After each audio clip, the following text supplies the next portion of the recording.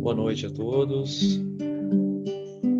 Hoje, para a nossa exposição, o nosso amigo Gildo vai falar sobre a preciosidade do tempo e para harmonizar nos nossos corações, vou cantar a música chamada Do Brasil para o Mundo Todo, para o mundo inteiro, da composição do César Tucci.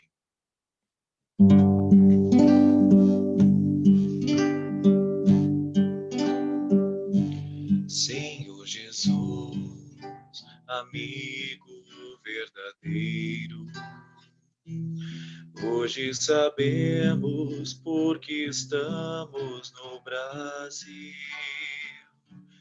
Tu nos trouxestes para a terra do cruzeiro e por amor, o teu amor nos reuniu.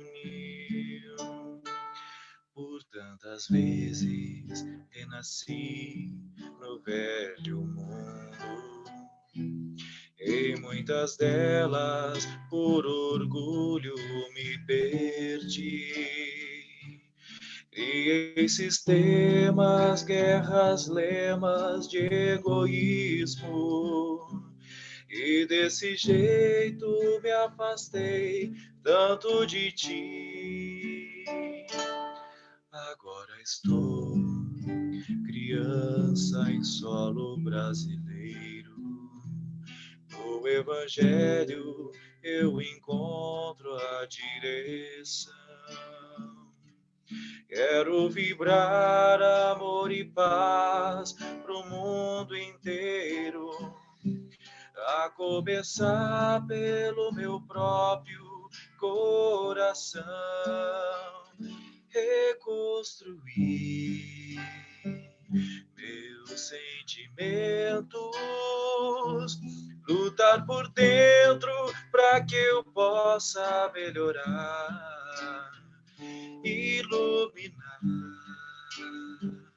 meus pensamentos, pelo trabalho para que eu possa despertar, reconstruir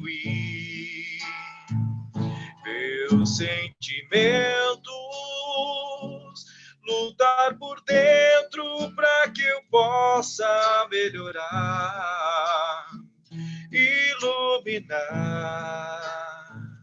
meus pensamentos,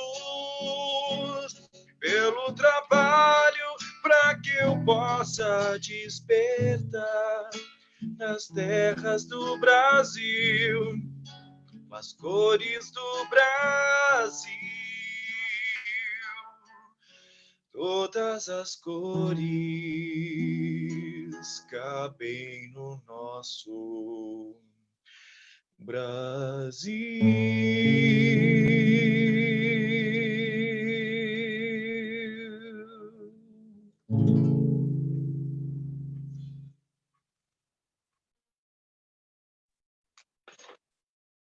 Boa noite a todos. Sejam bem-vindos à nossa live. Agradecemos desde já a participação de vocês e também agradecemos por nos permitirem que adentrássemos em vossos lares para levar, assim, os ensinamentos de Jesus à luz da doutrina espírita. Então, para nós continuarmos nos harmonizando, eu vou fazer a leitura do livro Vinha de Luz, que foi psicografado por Francisco Cândido Xavier e que foi ditado pelo Espírito de Emmanuel. A questão de hoje é a questão de número 79 e traz o título Em Combate. Ainda não resististes até ao sangue, combatendo contra o pecado. Quem falou isso foi Paulo, e está escrito em Hebreus, capítulo 12, versículo 4. O discípulo sincero do Evangelho vive em silenciosa batalha no campo do coração. A princípio, desenrola-se o combate em clima sereno, ao doce calor do lar tranquilo. As árvores das afeições domésticas amenizam as experiências mais fortes. Esperanças de todos os matizes povoam a alma, nem sempre atenta à realidade. Falam os ideais em voz alta relativamente às vitórias por vindouras. O lutador domina os elementos materiais e não poucas vezes supõe consumado o triunfo verdadeiro. O trabalho, entretanto, continua. A vitória do espírito exige esforço integral do combatente. E mais tarde, o lidador cristão é convidado a testemunhos mais ásperos, compelido à batalha solitária, sem o recurso de outros tempos. A lei de renovação modifica-lhe os reteiros, subtraindo-lhe as ilusões, seleciona-lhe os ideais. A morte devasta-lhe o círculo íntimo, submete-o ao insulamento, impele-o à meditação. O tempo impõe retiradas, mudanças e retificações. Muitos se desanimam na grande empreitada e voltam, medrosos, às sombras inferiores. Os que perseverarem, todavia, experimentarão resistência até o sangue. Não se trata aqui, porém, do sangue das carnificinas, e sim dos laços consanguíneos que não somente unem o espírito ao vaso corpóreo, como também o enlaçam aos companheiros de séquito familiar. Quando o aprendiz recebe a dor em si próprio, compreendendo-lhe a santificante finalidade, e exercer a justiça ou aceitá-la, acima de toda a preocupação dos elos consanguíneos, estará atingindo a sublime posição de triunfo no combate contra o mal. Então, vamos fazer agora a nossa oração de preparação para a palestra de hoje, elevando nossos pensamentos.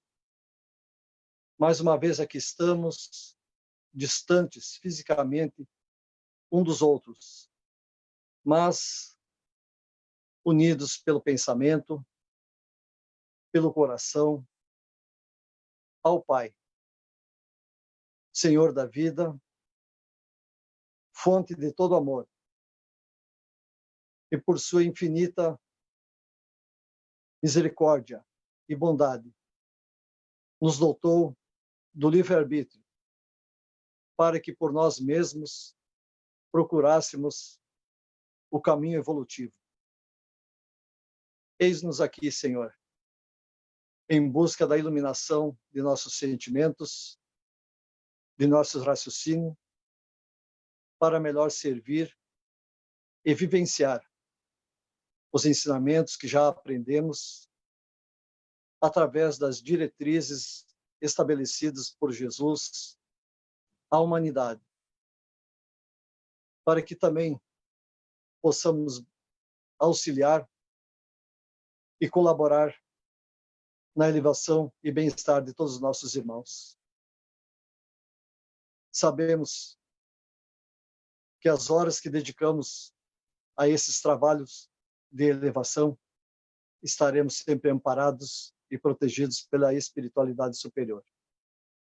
Que Jesus esteja sempre conosco, hoje, agora e sempre. Então, assim, hoje temos a tarefa de nosso amigo de Blumenau, Gildo, que trará a palestra com o tema Preciosidades do Tempo. Gildo, seja bem-vindo. O trabalho é seu. Obrigado. Eu aqui agradeço. Muito boa noite, meus amigos, meus irmãos. Quanta alegria em poder rever meus queridos amigos, meus queridos irmãos da Casa Espírita do Aparçamento. E quanta alegria em saber que todos vocês estão permitindo a nossa presença em seus lares, para que a gente possa desenvolver uma conversa fundamentada na doutrina espírita e no Evangelho de Jesus. Então, que Jesus abençoe todos os nossos melhores e mais elevados propósitos, para que essa nossa conversa seja proveitosa para todos nós. Nós vamos fazer um exercício tecnológico aqui, para que a gente possa dar início à nossa conversa. Como a Sione falou, o nosso tema é a preciosidade do tempo. O Leandro também falou. E nós enroscamos aqui, não se preocupe, eu já começo.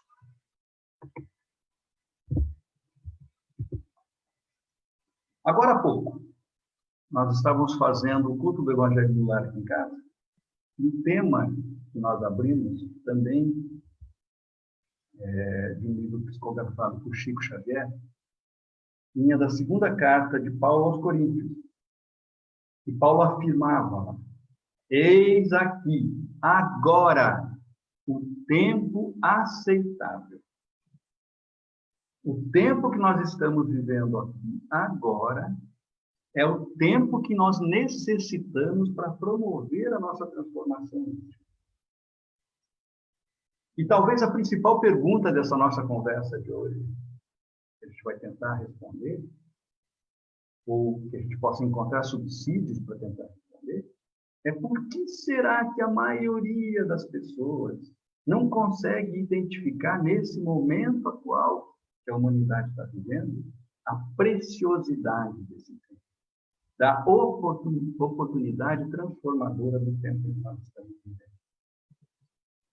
Emmanuel, ao interpretar o texto do apóstolo Paulo, disse: não te ponhas assim a aguardar o futuro para atender à procura da verdade e à lavoura do bem.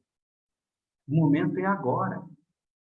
Não interessa o que a gente fez ou deixou de fazer no passado muito recente, e nem o que a gente eventualmente vai poder fazer amanhã ou depois ou no futuro. É o que nós estamos fazendo agora. E para orientar a nossa conversa, o nosso raciocínio, para dar a fundamentação doutrinária espírita para essa nossa conversa, nós vamos nos valer do conteúdo do livro O Homem Integral, psicografado por Divaldo Pereira Franco, aonde a querida mentora espiritual Joana de Ângeles, se valendo de conceitos da psicologia transpessoal, daquela psicologia que estuda os nossos relacionamentos interpessoais, nos oferece a oportunidade de fazer reflexões profundas e a respeito de situações muito comuns do nosso dia a dia, relativas à rotina, à ansiedade, ao medo, à solidão. Situações muito comuns nestas situações que nós estamos vivendo agora, na nossa atualidade. Os textos de Joana de Ângeles nos ajudam a responder por que nós nos deixamos combalir pela ansiedade, pelo medo, pela solidão, apesar de nos reconhecermos espiritualistas, apesar de nos identificarmos verdadeiramente como espíritos. É que, apesar dessa nossa condição mental, desse nosso desejo de transformação íntima, a maioria de nós continua fundamentando as suas conquistas, os seus objetivos, as suas metas na vida encarnada em questões meramente físicas, materiais e, infelizmente, muitas vezes em questões materialistas. Por isso, muitos de nós continuam fundamentando a sua condição de felicidade às vidas de aparência, às aparências da vida física, com uma interpretação inadequada do que seja o uso da liberdade. Pela exiguidade do tempo, nós vamos concentrar a nossa conversa nas questões relativas ao medo. A quanto o medo pode interferir e atrapalhar esse nosso processo de despertamento da consciência espiritual. Joana de Ângeles nos diz que o medo é fator dissolvente na organização psíquica. E não é muito difícil da gente entender isso no dia de hoje.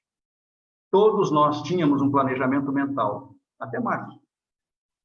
Uma programação de objetivos e metas, de conquistas de bens e riquezas materiais para a nossa vida. Mesmo que essencialmente fossem para fundamentar o nosso objetivo de crescimento espiritual. E, de repente, apareceu o pandemônio da pandemia. E tudo virou de pernas para cima. De repente, a nossa vida se transformou num enorme ponto de interrogação. O que vai ser da minha vida? Será que eu vou conseguir reconquistar tudo que eu estou perdendo ao longo desses meses? Será que eu vou ter condição de conquistar aquilo que já era difícil de conquistar antes dessa crise? A maioria das pessoas traz o coração e a mente repleta de dúvidas e incertezas. E não é difícil de entender também. A ansiedade toma conta da nossa vida. Boa parte da população está sofrendo profunda ansiedade. E Joana nos diz que a ansiedade aparece sempre que nós nos defrontamos com os nossos limites pessoais. Principalmente diante daqueles desafios da vida cuja solução, cujo afastamento das dificuldades não dependam das nossas condições individuais. Nós tenhamos limitações, que a gente tenha incapacidades momentâneas diante das dificuldades. E aparece, então, na nossa intimidade, a inquietação, os conflitos.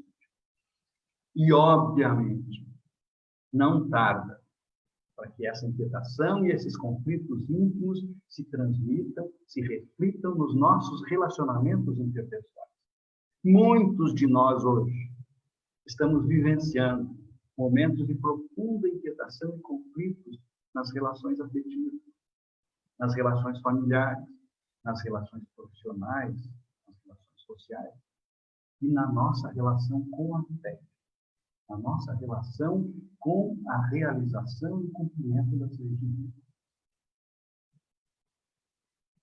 No prosseguimento do seu raciocínio, Joana de Ângeles nos diz o seguinte: o medo é fator dissolvente na organização psíquica do ser humano e o predispõe, por somatização, às enfermidades diversas, às mais diversas enfermidades. E essa afirmação também não é novidade para nós, e nós aceitamos com uma certa normalidade essa condição.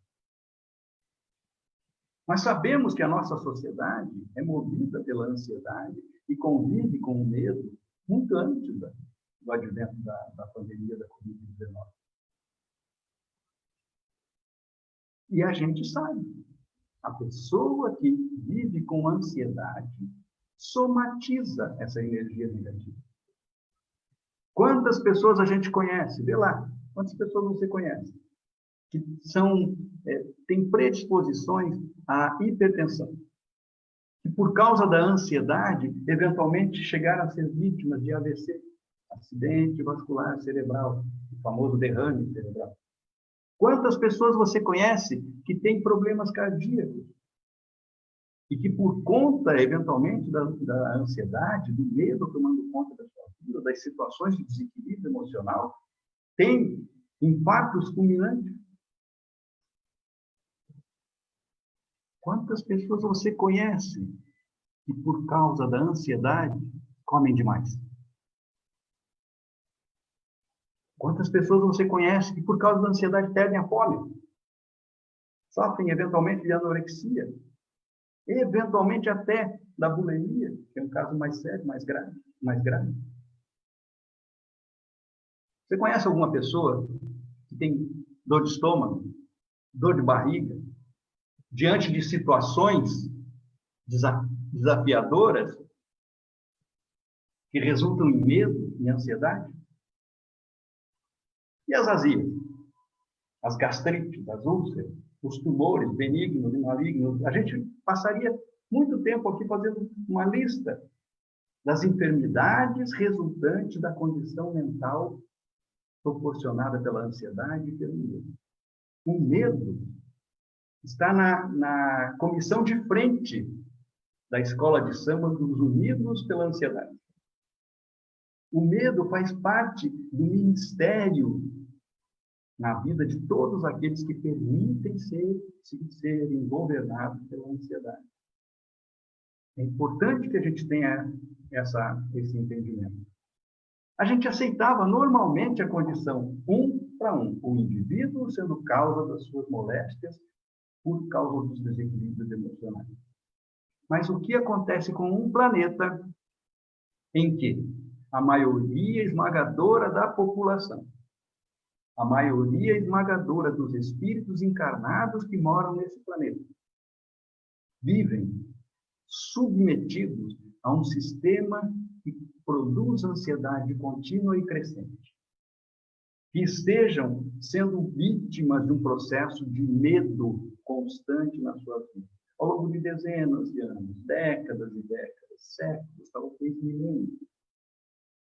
Não fica difícil da gente entender que nós, meus irmãos, nós mentalmente criamos a condição para se somatizarem, para surgirem na nossa vida planetária as entidades mórbidas, os agentes patológicos, os agentes patogênicos. Nós criamos as condições, a atmosfera psíquica, a psicosfera, favorável para aparecer entre nós os agentes causadores das doenças. Não é muito difícil da gente entender e aceitar isso. E tem mais. Nós temos testemunhado, à medida que se agravam essas situações de ansiedade e de medo no meio social, entidades mórbidas ressurgindo, doenças consideradas controladas, extintas pela ciência médica, reaparecendo em surtos fantásticos, fabulosos, terríveis. Nós temos visto o surgimento de novas entidades mórbidas, o HIV, o H1N1,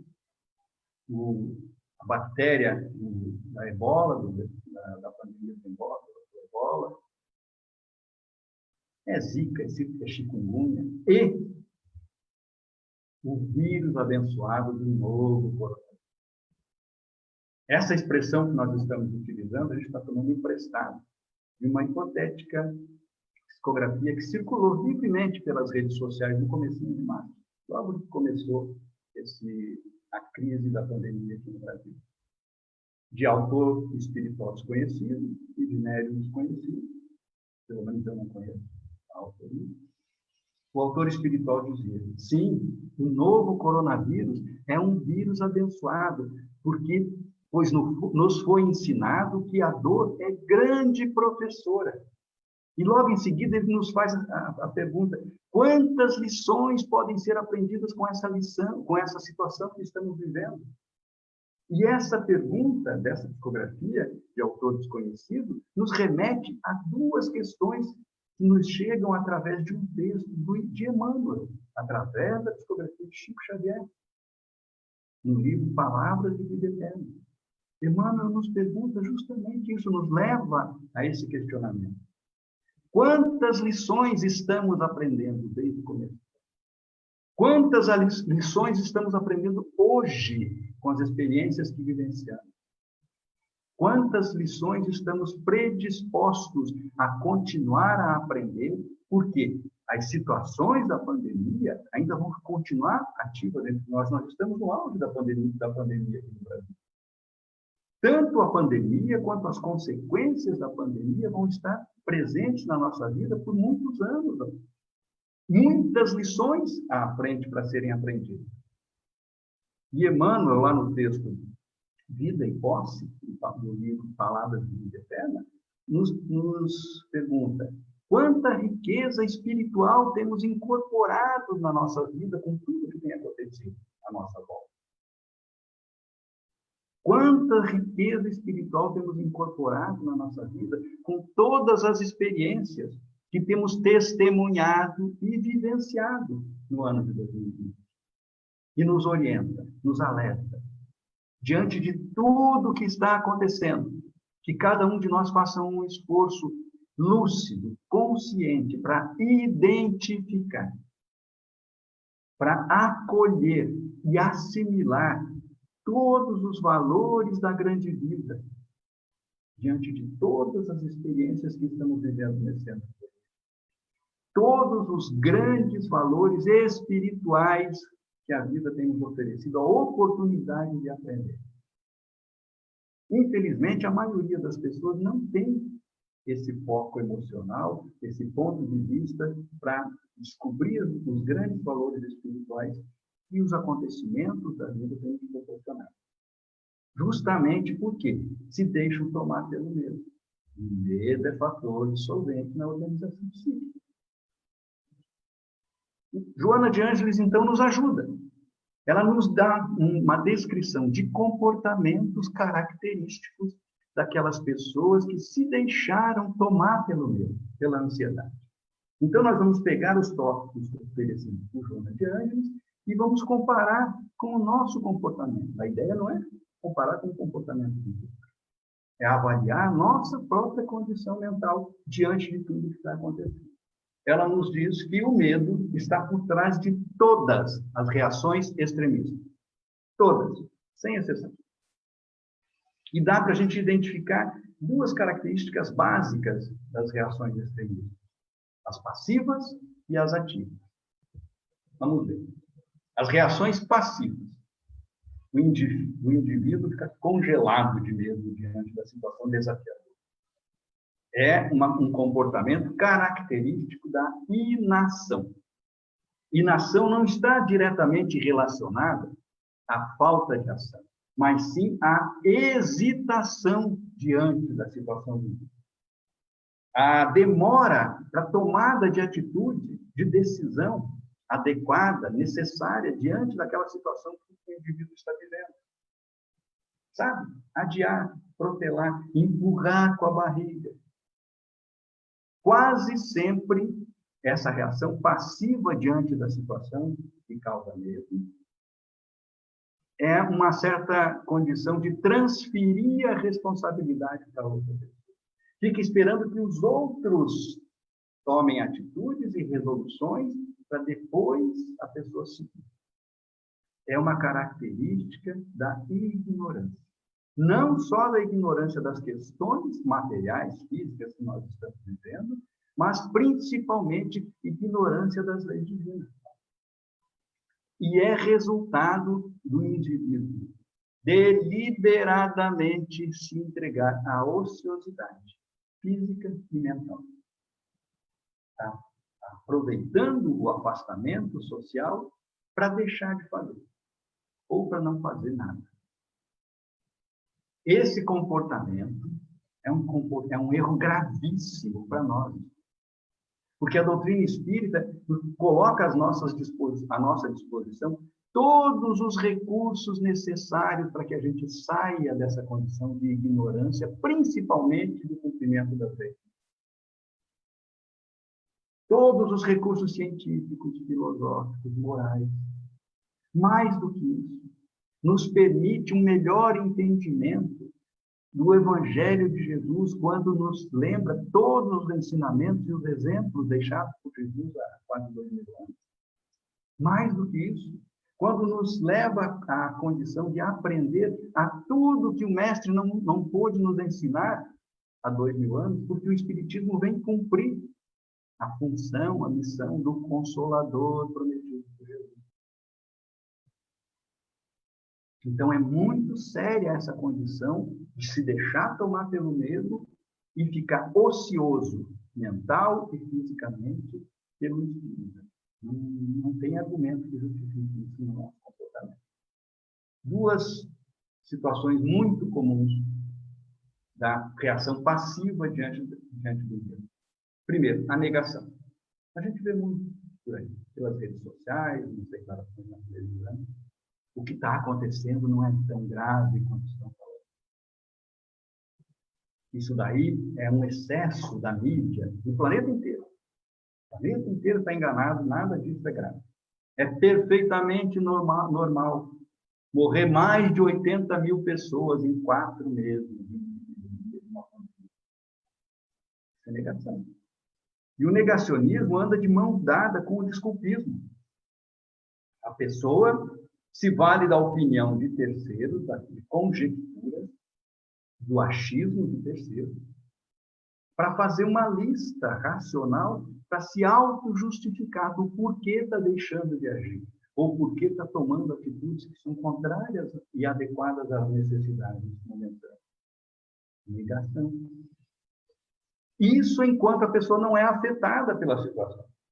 Quando a pessoa é eventualmente afetada e passa por algum sofrimento grave, ou ela, ou algum ente querido, algum familiar, algum amigo, passa da negação para o pessimismo numa rapidez muito grande. Agora está tudo perdido. Não tem mais solução, Deus me abandonou e vai por aí afora. As reações passivas são aquela condição de a pessoa ficar congelada de medo e esperando que alguém lhe ofereça algum tipo de segurança emocional. Alguém que venha e lhe fale, é só ficar quietinho que já passa. Uma espécie de segurança emocional fictícia. Como serão as reações ativas? As reações ativas são diretamente relacionadas às atitudes impulsivas. Vocês conhecem alguém que está tendo atitudes impulsivas durante esse período de pandemia?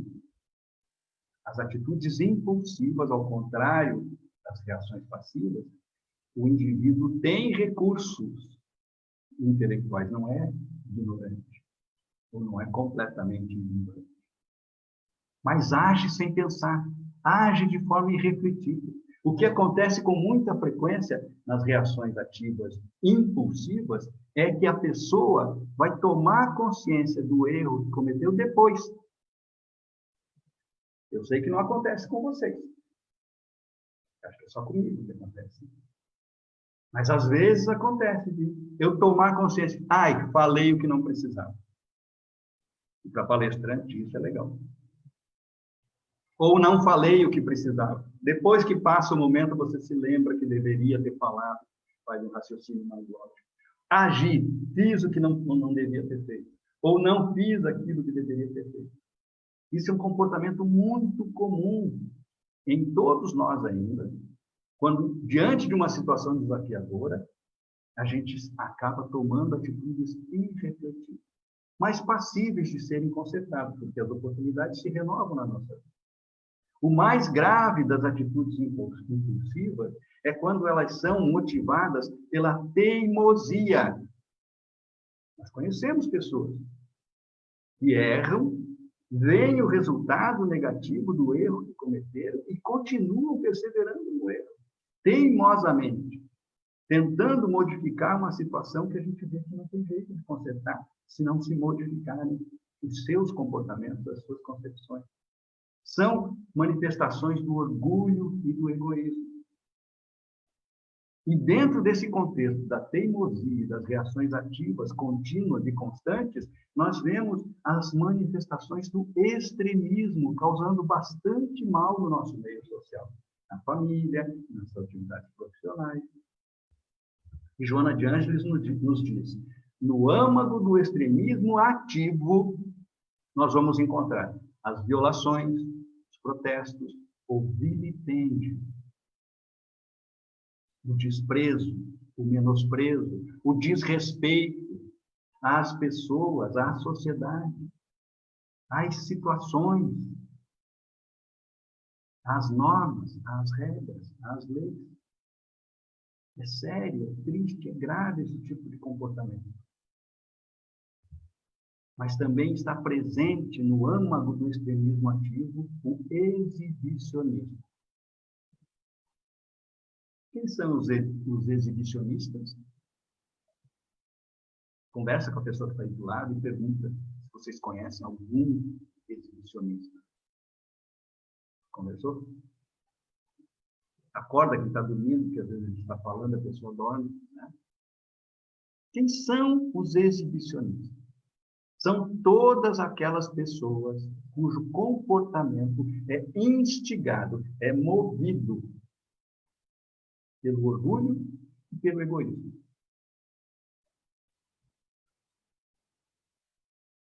Vocês conhecem alguém cujo comportamento é movido pelo orgulho e pelo egoísmo? Todos nós. Todos nós ainda, por mais que a gente gostaria de não admitir, todos nós ainda somos movidos pelo orgulho. Então, em algum nível, uns mais, outros menos, todos nós somos exibicionistas. Todos nós temos como característica desse comportamento exibicionista a vaidade. Uns mais, outros menos, uns em algumas situações, outros em outras. É uma questão de averiguação, de aferir o seu próprio comportamento, a sua condição moral diante das situações. Mas raros de nós conseguem dizer que estão fora desse contexto. E aonde que entra o medo nessa história? Vamos lá. A pessoa que é egoísta, orgulhosa, exibicionista e vaidosa não quer saber que os outros vejam que ela está com medo. Detesta a ideia de que os outros percebam que ela é sujeita a ter medo de alguma coisa ou de não querer enfrentar esta ou aquela situação, ou ter dificuldade com esta ou aquela situação. Então, Joana de Ângeles nos ajuda a entender o comportamento do nosso exibicionismo diante daquelas situações que a gente permite que o medo tome conta do nosso sentimento, do nosso pensamento. Ela nos leva a entender o seguinte: uma minoria da nossa população de espíritos encarnados, uma minoria, uma pequena parte, tem uma índole violenta. São muito violentos. São uma pequena parte da população, mas que dominam grande contingente populacional, porque eles se impõem pela força. Qual é a principal característica de comportamento do exibicionista, vaidoso, egoísta, orgulhoso e está com medo? É a agressividade. É um comportamento que remete a um instinto animal. Vocês já viram algum animal com medo diante de uma situação em que ele está com medo e que não pode fugir? Ele tenta ampliar o seu diâmetro corporal. Ele grita, ele urra, ele berra, na tentativa de assustar aquilo que lhe impõe medo. E os seres humanos agem igualzinho.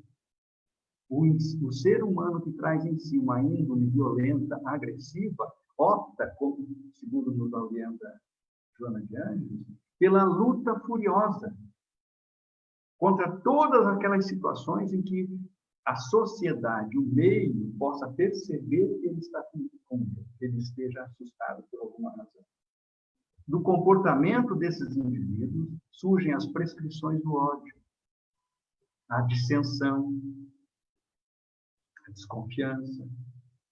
Eles têm um comportamento sectarista, eles não trabalham para conciliar as pessoas, eles preferem afastar para que fiquem em grupos que eles possam dominar. Surgem as teorias da conspiração, mas tem um comportamento extremamente violento que denota desregramento, transgressão. Nós temos ouvido orientações agressivas que prescrevem a transgressão de medidas de prevenção de saúde como meio eficaz para combater a doença, que é um contrassenso. Mas, graças ao bom Deus, a maioria de nós não é violenta. Mas a maioria de nós acaba sentindo medo. Então, como é que se comporta aquele indivíduo egoísta, orgulhoso, exibicionista, vaidoso, que não é violento, mas está com medo? Ele quer provar para as outras pessoas que não tem medo. Ele quer disfarçar, dissimular o medo, tanto para si quanto para a sociedade. Ele opta pelo exagero. E é só a gente ver nas redes sociais. Pega o celular lá e vê. Quantas demonstrações de exagero a gente tem visto na nossa sociedade? Não é só das pessoas famosas, não. É das celebridades. Joana de Ângeles nos diz: as pessoas optam no extremo das reações provocadas pelo medo, pelas festas ruidosas, que ela chamou de todas e quaisquer extravagâncias de conduta. E nós temos visto bastante disso no nosso dia a dia, infelizmente. Joana de Ângeles faz uma lista dos desperdícios, a começar pelo desperdício de recursos financeiros. Tem gente gastando dinheiro que pode faltar ali na frente. As consequências negativas, econômicas, sociais, que nós vamos ter que enfrentar depois que passar essa pandemia, vão ser muito sérias. E tem gente desperdiçando, o dinheiro pode faltar logo ali na frente. Mas também existe o desperdício das energias físicas. A energia que pode garantir a saúde, que vai ser necessária logo ali na frente, se o indivíduo eventualmente for contaminado, vir a adoecer, ou se algum ente querido sofrer e precisar correr para cima e para baixo atrás do hospital, de internação, de medicação.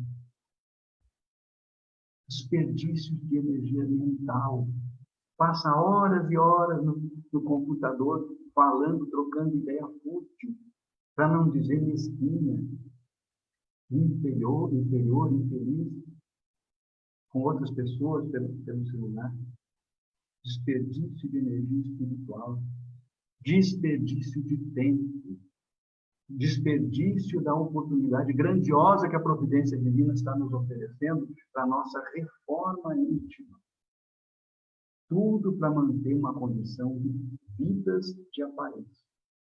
Olha como eu sou feliz. Olha como eu não tenho medo do que está acontecendo. Olha como eu não estou sendo afetado por tudo que está acontecendo. Então, o exibicionismo, tanto quanto todas as reações extremistas, são atitudes patológicas.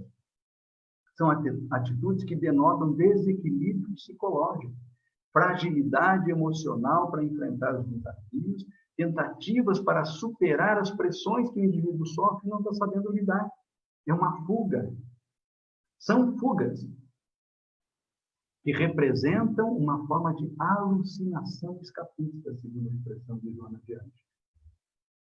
Os extremistas são como vidros embaçados. Olha que comparação interessante que ela coloca.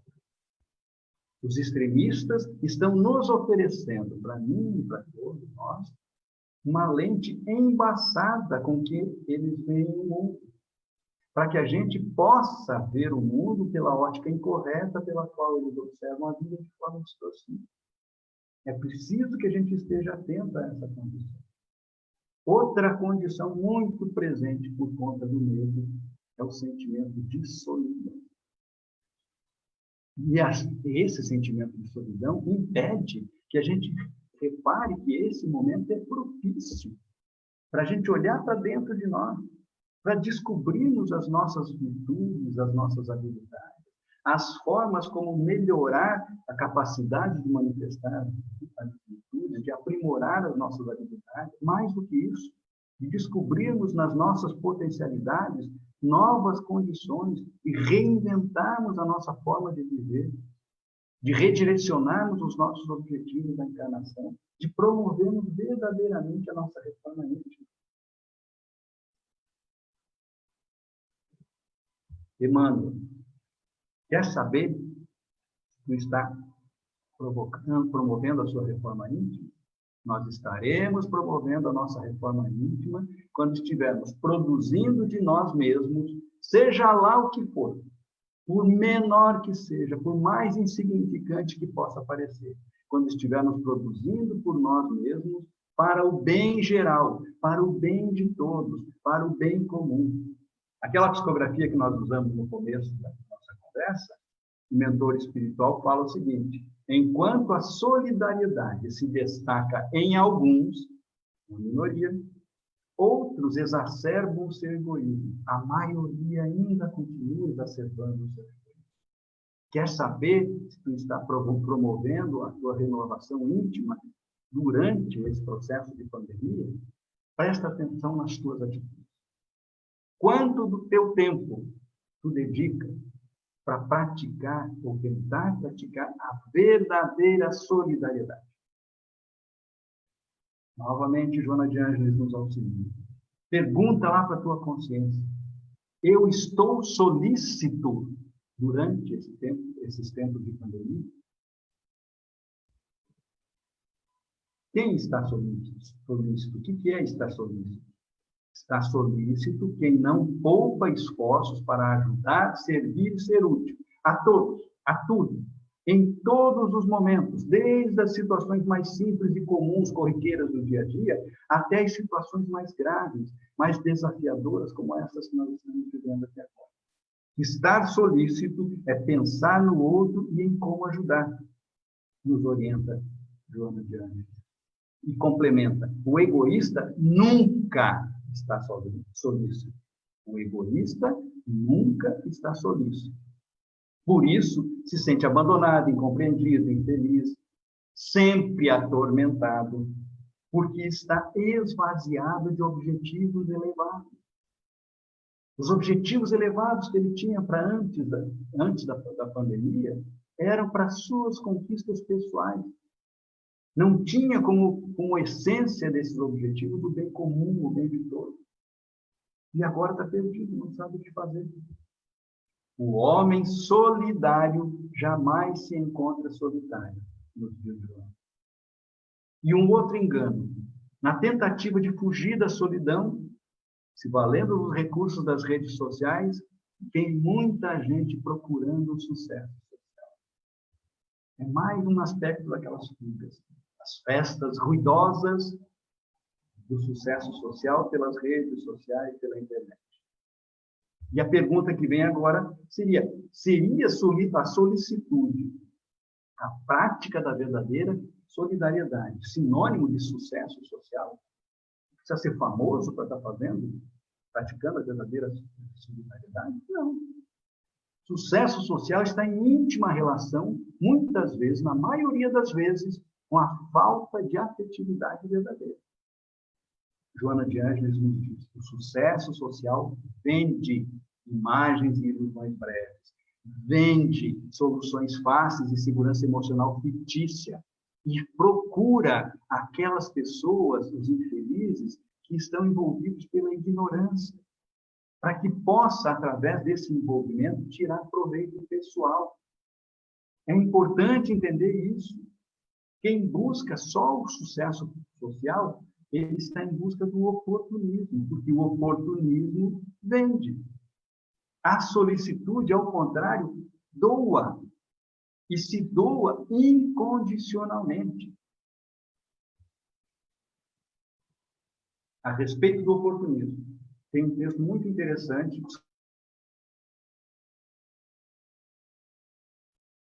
O espírito Benedita Fernandes nos alerta. Pululam as vítimas, assim de vítimas, das desvairadas cultura e tecnologia da atualidade. Estão onde o amor se evadiu. Principalmente nos lares onde o amor foi substituído pela indiferença, pela permissividade, para tentar compensar o dever.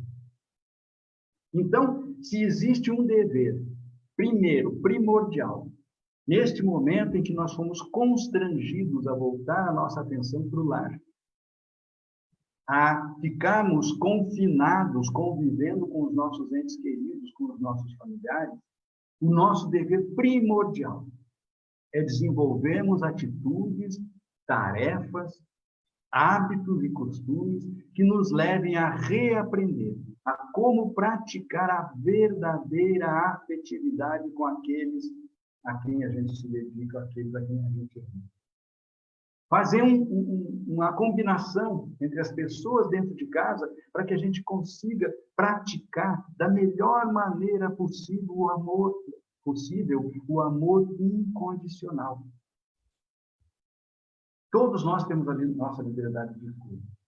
Nesse exato momento, nós estamos tendo a oportunidade de fazer o melhor uso da nossa liberdade, da nossa capacidade transformadora, renovadora. André Luiz, no livro No Mundo Maior, psicografado por Chico Xavier, nos diz: a lei divina distingue virtude e crime, trabalho e ociosidade, verdade e simulação, boa vontade e indiferença. Agora é o momento da gente usar a nossa liberdade para escolhermos a prática da lei divina no limite da nossa capacidade. Até o sangue, como o texto de abertura de Emmanuel foi citado.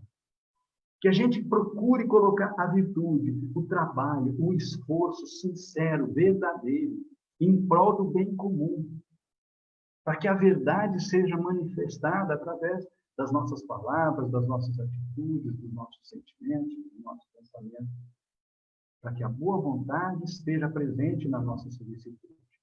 Somente mediante a responsabilidade, nos diz Joana de Ângeles, o homem se liberta sem tornar-se libertino ou insensato. Nós precisamos nos libertar das algemas do materialismo. É para isso que esse momento de renovação mental deve nos servir.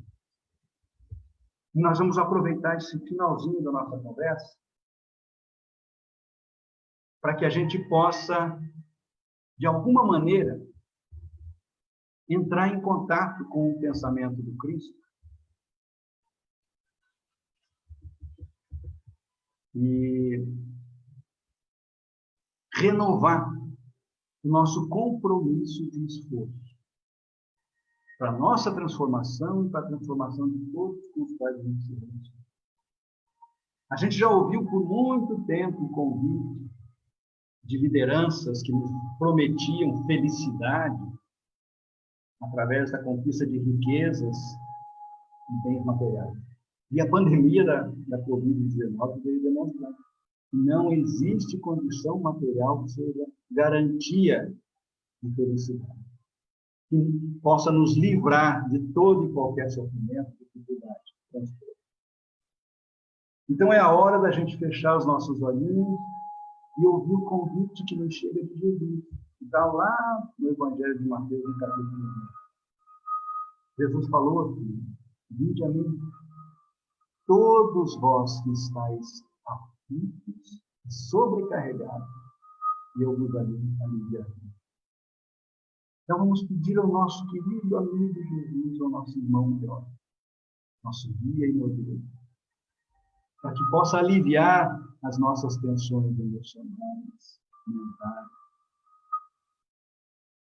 para que a gente possa entender que trazemos dentro de nós a condição individual e coletiva para suportarmos essa sobrecarga que a providência divina colocou sobre os nossos ombros, necessária do nosso despertamento.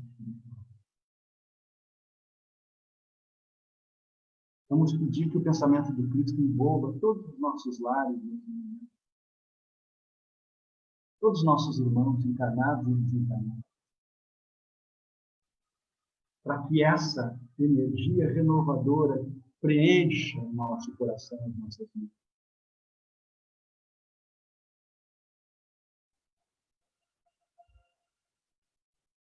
Na sequência, Jesus falou: tomai o meu jugo sobre vós e aprendei de mim, sou brando e humilde de coração, e encontrareis o repouso. Ah, meu Deus! Quanta humildade precisamos. Que Jesus nos ajude. Permita que os benfeitores espirituais que nos envolvem nesse momento potencializem em cada um de nós a capacidade de demonstrar maior humildade, maior submissão aos desígnios de Deus,